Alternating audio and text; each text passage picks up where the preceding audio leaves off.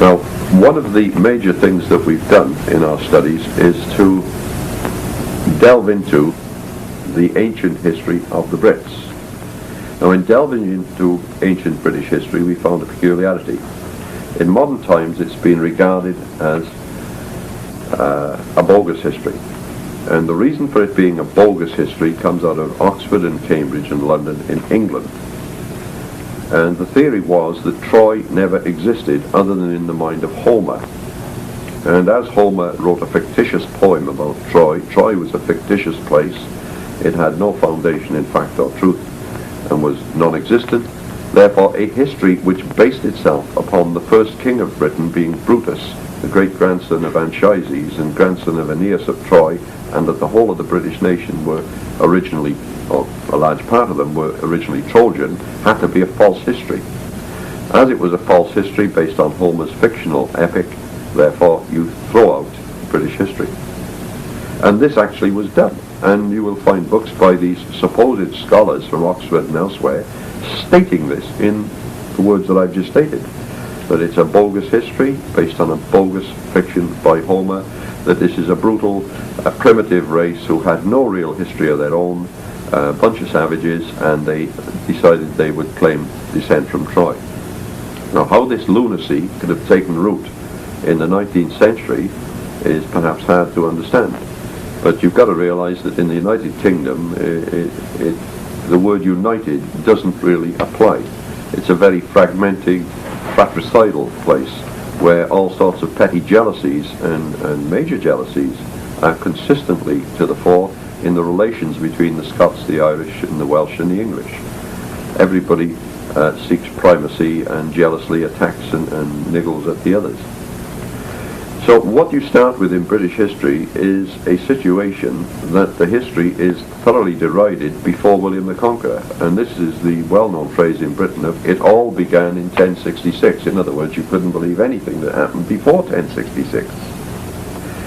Now this leads to a peculiar situation. You get modern professors, and I've read a book recently, I've read several, but one last year, where a professor of archaeology actually states, we know nothing of British history whatsoever other than the snippets and small comments made by various Greek and Roman writers.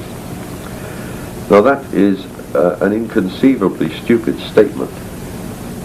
You could equally say we know nothing of what the Jews, or the history of the Jews, other than what Roman or Greek writers said about the Jews. In other words, you know nothing of the Jews. Now you know about the Jews because you know of the various histories and documents preserved by the Jews. The Bible, the Talmud, Flavius Josephus, and so on. And we don't say to the Jews, you have no history, because the Greeks and the Romans didn't mention you. And we don't go to China and say to the Chinese, you have no history, because the Greeks and Romans didn't write about you, nor do we do it to the Japanese. Each nation preserves its own history. And really, if you dig up in ancient Assyria and you find the monuments of Assyria with their inscriptions and the libraries of various kings on cuneiform clay tablets, you are reading the self-preserved histories of Assyria, and the same in Chaldean Babylonia. So why Britain should be singled out and put into a bracket where we are told you cannot have original British records and British inscribed stones of antiquity, British coins and British artifacts, the whole archaeology of Britain and history of Britain, unless it's verified by some Roman or Greek who did not visit the country and who wrote, say, 300 to 500 years after the events he's describing. Very difficult to understand. So it's a double standard which has come in, and it's come in through petty political jealousies and political motivations in the United Kingdom. Now, what was happening when this Trojan epic had to be abandoned in Britain was that it was in the early 1800s, beginning of the 19th century. You just had the American Revolution, or War of Independence, tearing itself away from the Brits.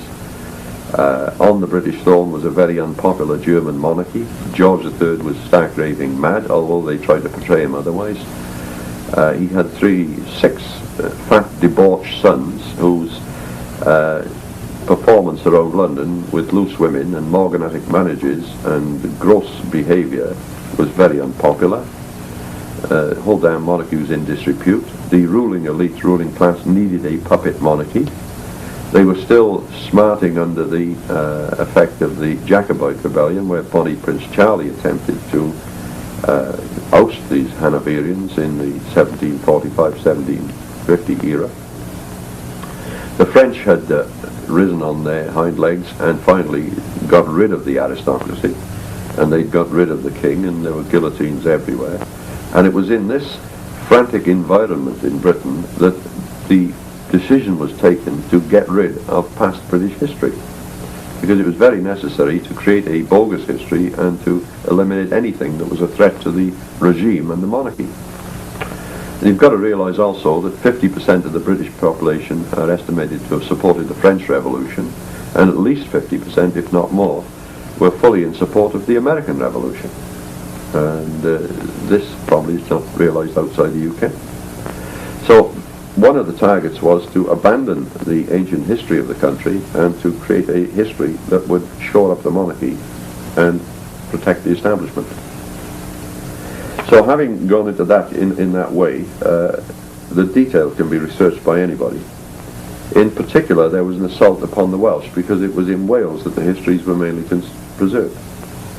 The Welsh had been in their territories for 3,600 years, and they said very firmly, as did many of the Brits in England, that they were people of two migrations. One, a vast migration by sea from Syria, about 1600 years BC, coming from, presumably from from Diocletian, who turns out to be Dungi of and the second migration about 500 BC from a Trojan remnant in the western Asia Minor area, Phrygian Troja.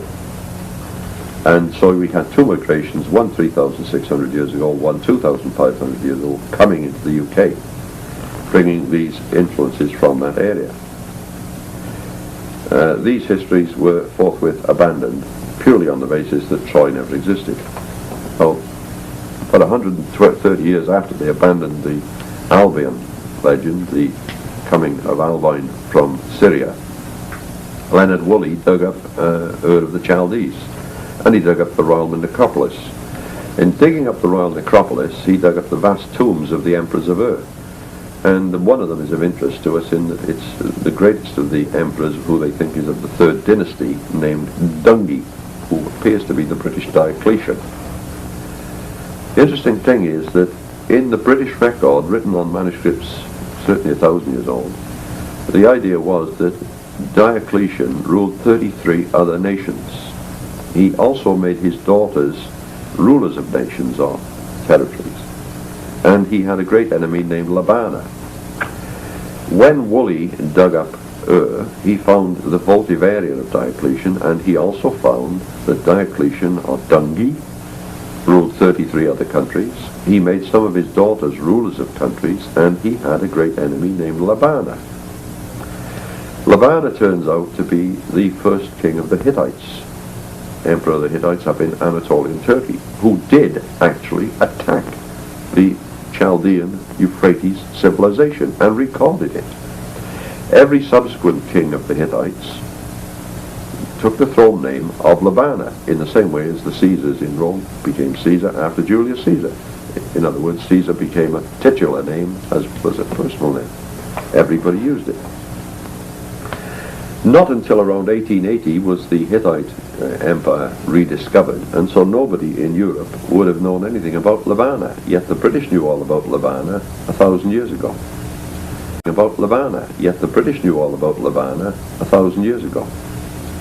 When Woolley dug up the votive area in the tomb of Dungi, he found metal tables. On the metal tables he found that there were certain items, reclining models of rams, reclining models of bulls, standing lambs, round balls. When they dug up the Lexden Mound in Cambridgeshire in England, said to be the tomb of King Cynvelyn, within the Lexden Mound they found a metal table in the votive area, reclining bulls, reclining model rams, reclining and standing lambs, and round balls again. In other words, a complete identical paraphernalia in the religious area. All these items are still in the Colchester Museum. But it seems not to occur to anybody to make the comparison.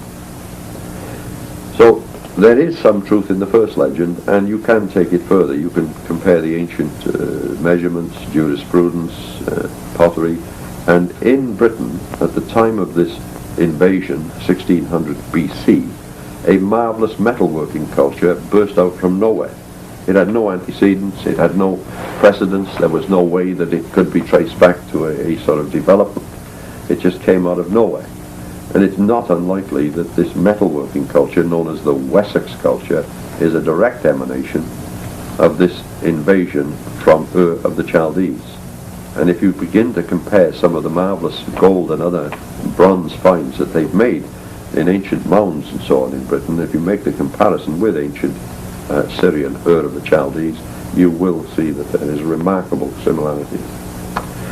So you have an imported culture, an imported civilization, imported technology, in the same thing that's happened to the United States in the last 200 years, or more.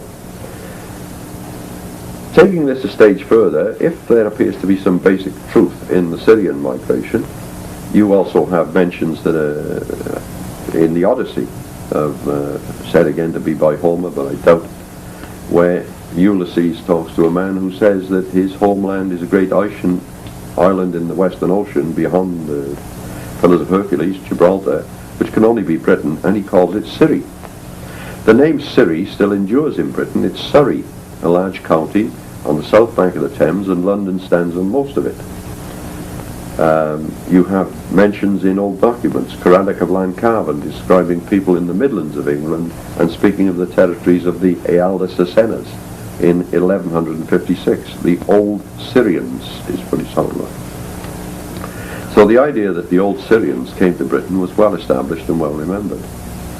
In Ur, they were known as the Gutians, G-U-T-I-A-N-S. When Brutus came to Britain, the people who were recorded as being there were called Geontes, exactly the same name of the people who were found in the Canary Isles, Geontes. Later they became the Gewisai, and in medieval manuscripts, Anglo-Saxon chronicles and so on, they're the Gewisai. And it's fairly clear that the Gutians, the Geontes, are the Gewisai. And later they dropped the G-E and called them the Wisai, or Wessex people, and said, Wessex, West Saxons, isn't that beautiful? Complete misnomer and another part of the general political ploy to get rid of the history. They actually have translated the Geontes of Britain as being giants, as if there was a mythical giant race there, great big people, and another attempt to create a myth out of fact. So, having dealt with them, we then thought it wise to possibly look at the Brutus legend. Now, the Brutus legend is firmly embedded in Britain, and you have to realize that the main line of kings of Britain always claims in history descent from Brutus. And it doesn't matter if you could claim descent from the Holy Family or Jesus Christ or whatever, you have to be able to claim descent from Brutus to be king. There's no doubt about this. So Brutus had to be got rid of, on the Trojan War being a fiction and the city of Troy being a fiction. Brutus is a fiction. We decided that as the history was proving out in a number of other fields, we were getting all manner of evidence to prove it correct, and reliable history and honourable history, honestly recorded in detail, that it was worth looking at the alphabet of the people. Now, in the same way as the Greeks have an alphabet, the Arabs have an alphabet which is different, and the Egyptians had a picture alphabet, and the Chinese have a pictorial alphabet, hieroglyphics in Egypt. So we also have a peculiar alphabet peculiar to the British. You think it's peculiar to the British at first sight. Again, this alphabet has been thoroughly derided, and they have called the alphabet a forgery, a fake, and a fiction invented by a man named Edward Williams around 1800. Difficult to see that because it's in a manuscript in the Bodleian Library in Oxford which dates around 1520. Difficult to see because it also is mentioned in a book being written for and on behalf of the Prince of Wales in 1794, and the author states, this alphabet I find in a very ancient manuscript in the Bodleian Library. equally difficult, as David ap Gwilym, probably the best of the Welsh poets, is describing the alphabet in his poems in 1370. Another poet, Ieuan V, is describing the alphabet in 1425 roughly. And a further poet is describing the alphabet, Gutter Glyn, in roughly 1450. Equally, it's well known that the alphabet was brought back into use to send messages on sticks around 1400, when Owain Glyndŵr, the Welsh prince, was fighting Henry IV of England. It goes on and on. There is a satirical poem in existence written by a man named Rhys Cain. And Rhys Cain was from Oswestry, and he went to an Eisteddfod in 1580, met a Welsh bard from Glamorgan who had a pipe in it. In other words, a frame of wood with wooden slats in it, upon which was cut with a knife the straight strokes of the Colburn alphabet and a story. And Rhys Cain kindly wrote a satirical mocking poem about the alphabet. Fine. We also find that in 1946 at Nag Hammadi in Egypt, Chenaboscian it's called, a peasant named Muhammad Ali was looking for firewood, and he found a 5-foot clay jar, 5 foot tall, in an old cemetery. He dragged the jar out, took it home, or broke it, and one thing or the other. Inside were 14 leather satchels. In the 14 leather satchels were 128 Gnostic books, a complete Gnostic library of the Gnostic Christian Church. Now, for 1500 years, people have only really known about the Gnostics, what their enemies, the Church of Rome, chose to write about them, and it's not very polite. But here was an intact Gnostic library. In amongst these 128 books is the book of Massanes, which means plate flat, raw, and a wonder. It means an alphabet, it's not a name of a person. And this gives a complete, detailed description of the Colburn British alphabet, how it is, what it is, and how it works. Same descriptions were published roughly the same, well, almost exactly the same in 1840 in Wales. So we have signs that the alphabet would work. Now, if we look at the Brutus legend, we have this. The British finally come from Western Turkey, Troy, to Britain under Brutus. They pick up people on the way. In other words, they stop at Spain, the Iberian Peninsula, pick up more of their countrymen from Troy and proceed to Britain. So you can possibly link a common alphabet in Britain, Iberic Spain, and Troy.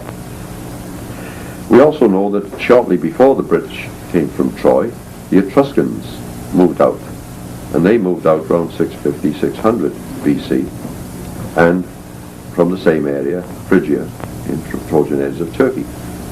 So we have another possible link between Turkey, the Etrurian Empire, which lasted 650 to 100 BC in Italy, and again in Rhytia, which was BC in Italy, and again in Rhytia, which is now part of Switzerland, because Pliny the Elder kindly tells us the Rhytians were Etruscans.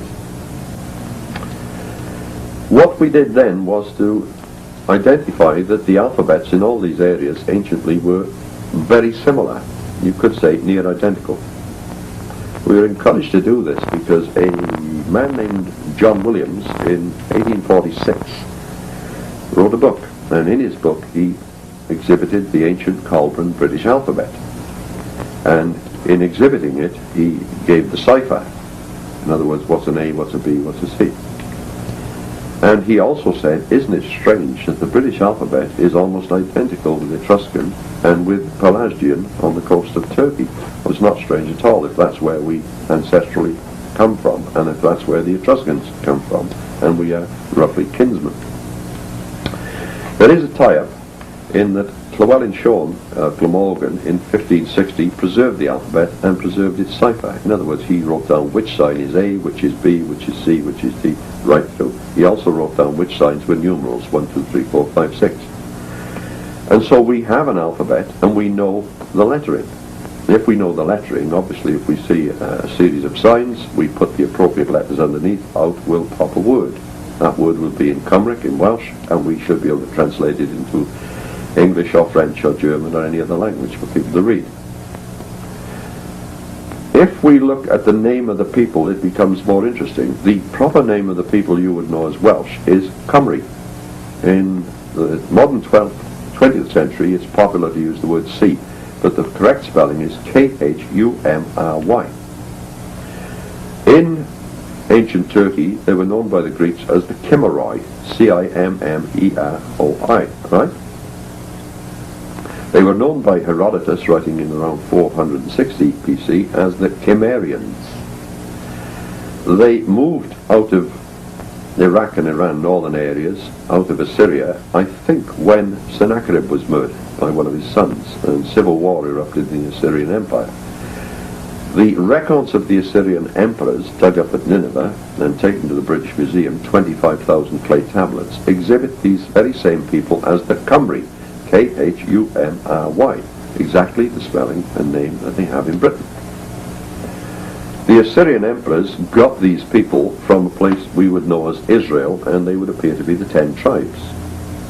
So there is a clear linkage of people right the way back. We decided that we would attempt to translate the ancient stones in Britain, which are known to be of the year 200 AD in one instance. Those in Aberdeen and Angus in Scotland are known to be 6th century. There are stones in Galloway, said to be 6th century. There are stones in Cumbria, northwest England, again of the same era. There's stones dug up in St Paul's Churchyard in London, known to Dark Age. And there are a number of stones in Wales and a number of church fonts.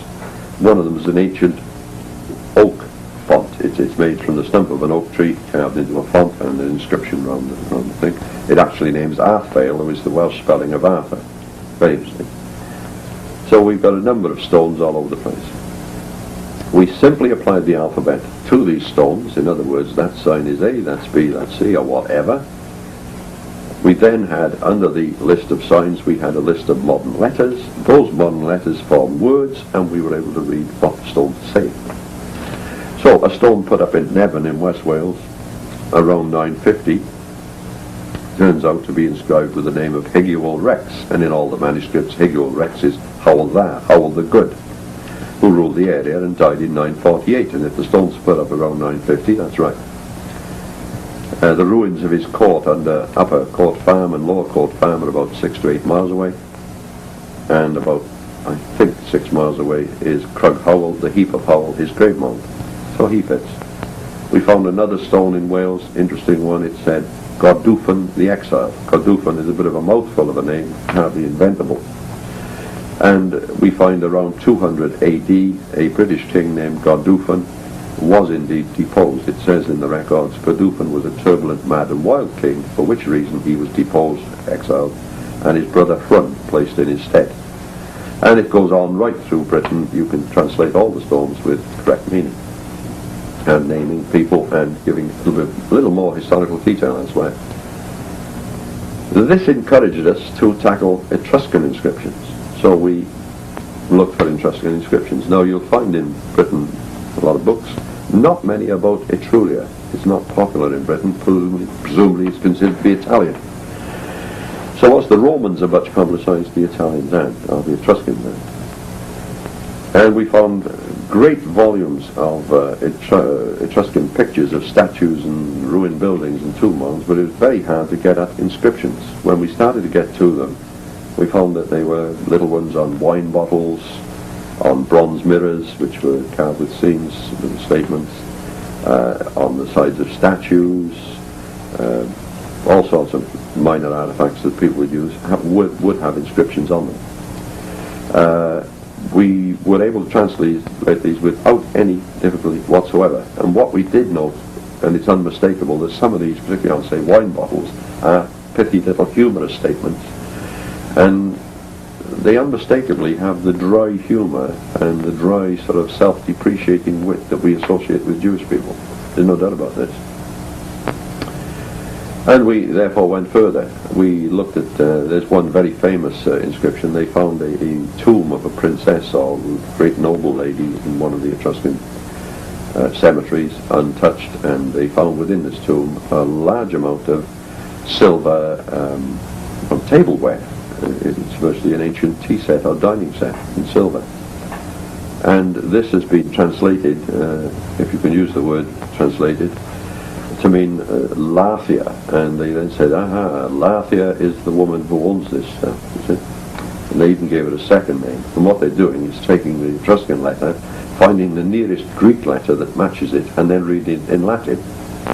Although Pliny and a number of other writers tell them time and time and time again that the Etruscan language is nothing whatsoever remotely like Latin or Greek. And though they're told this, they can't resist doing something about it. In other words, the academic can never say, I don't know. And he feels he's writing to an uninformed audience who don't know either, and he can get away with it. So we translated this Lathia stuff. It was very interesting because it actually says the gift to lie silent in the tomb, and words to that effect. And it doesn't say Lathia at all. And realizing we were onto a winner, we translated a lot of the major Etruscan texts. We translated the Perugia Keepus, a large stone slab with like a great gravestone with 36 lines of detailed writing on it, and it tells how 12 clan or tribal units of a people are setting up a union, and in this unified state they will divide the land equally amongst themselves. They will cooperate to drain the land, to irrigate it, to fertilize it, to clear the swamps, the woods, and to make it productive, and they will not war with each other, they will attempt to cooperate. It's, I don't know, like a constitution in a sense. We then translated other major statements. We found the 3 gold tablets that were known as the Purgi tablets from a temple at the port of Carrere. That's the Welsh way of pronouncing it. It was the ancient Etruscan port near Rome, major city area with 3 ports. And these little gold tablets, one's in Carthaginian and 2 are in Etruscan. They've not been read.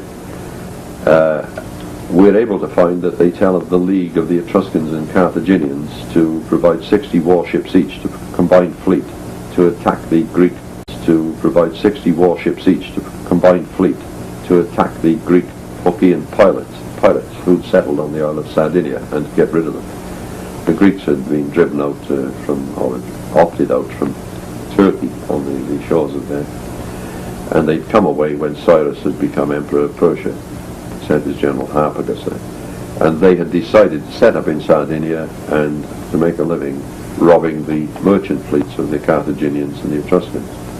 And it's well known that this league was formed. The whole story is well recorded by ancient authors, and here we have it repeated on the Purgi tablets, so we know that we're into authentic history.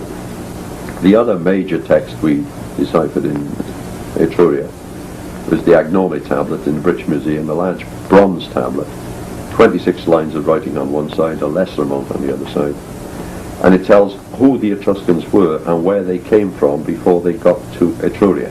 And I think therefore it's a very important tablet. It says that they were in a country happily. There was huge pestilence and plague and all sorts of cosmic disasters. They were led out of this country and they went with the little cabinet in a cart, and they follow this little cabinet which is in a cart. And they finally arrive at another land where it is their own land and it's given to them, and they settle there and live there. I'm obviously paraphrasing what it says.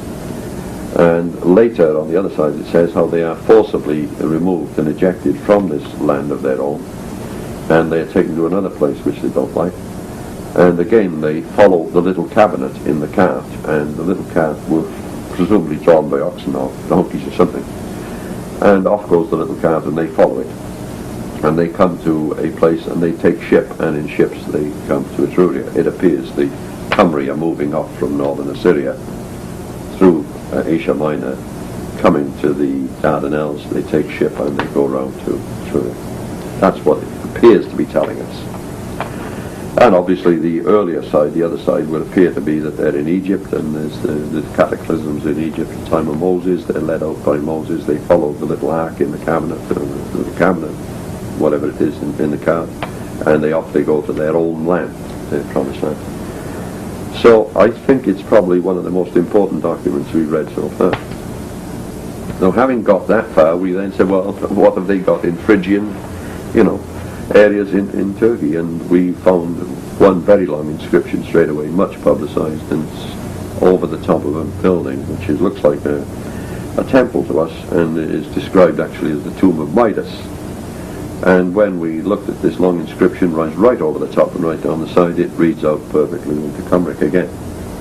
And there's no doubt whatsoever about it. Now, whether the inscription was added to an existing temple building, or whether it was put up by the builders of the building, is another matter. There's no doubt whatsoever it's a form of harp's prayer, and it's very unlikely that that's a tomb. It's probably a temple building.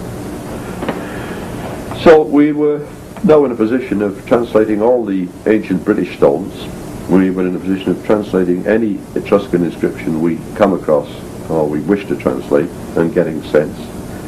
We turned to Rhaetia, where certain small inscriptions have been preserved, and we mopped them up in no time. They also translate into Cymric, and we know from Pliny that the Rhaetians in Switzerland are Etruscans who moved north. So we've got a constant fit, in the same way as there was devastation in the world tomorrow, and New Zealand was the only place that escaped. It's quite possible that in later years New Zealanders would drift into ravaged America and would find documents that they could read in their own language, their own tongue, and the same in Canada, and they'd finally work their way back to the UK and read what was left there. And this is all we're doing. We're doing what Alex Haley did in a much more, we're not quite in the family genre that he's in, we're into a national sort of situation, but we're following our national roots right the way back as far as we can. Interestingly, the Welsh have always said that their language is the language of the angels, and the language and alphabet is the language of heaven. Now, they say that in those words.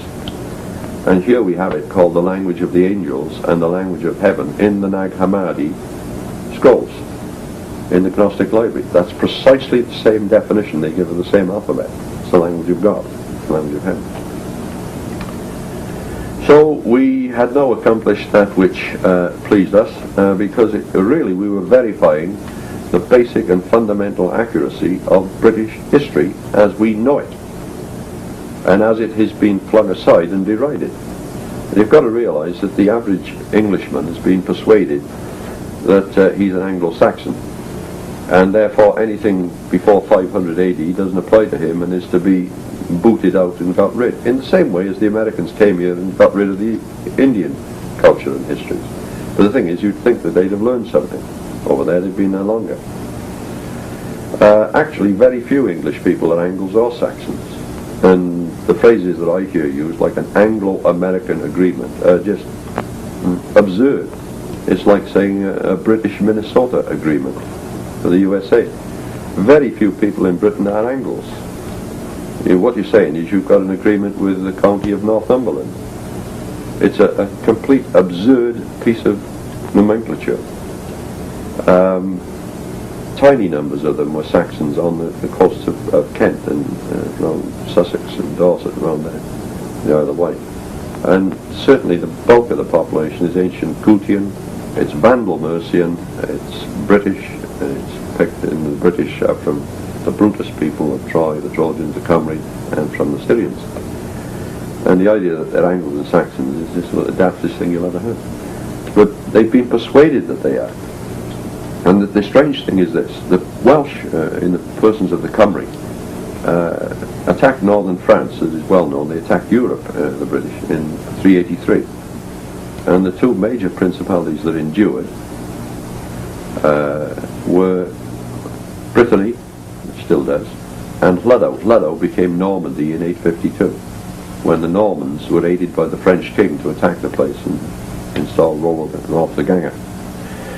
But a Welshman can go over and speak Welsh to Bretons today, and in a very short time they're understanding each other. And a Breton can come to Wales and he can speak to the Welsh and understand each other. But it's very strange that no Angle and no Saxon, as we call them, no Englishman can go to Germany and speak to Germans, and they never could. So there's got to be something wrong. Now, Welsh records of 826 say very clearly that the language which prevailed in England and became the national language is the language of the Isinglas. It's the language of the Iceni. the Iceni, the great big tribe, who were led by a tribal nation led by Boudicca in her attack upon the Romans at the time of Nero. So this is the language of England, not Anglo and not Saxon. And then you've got a question, is it Anglo or is it Saxon? You can't have Anglo-Saxon. It's like saying we've got French Yugoslavian. What is it? And it's neither. So we have a number of fictions in this wonderful home of tradition in England.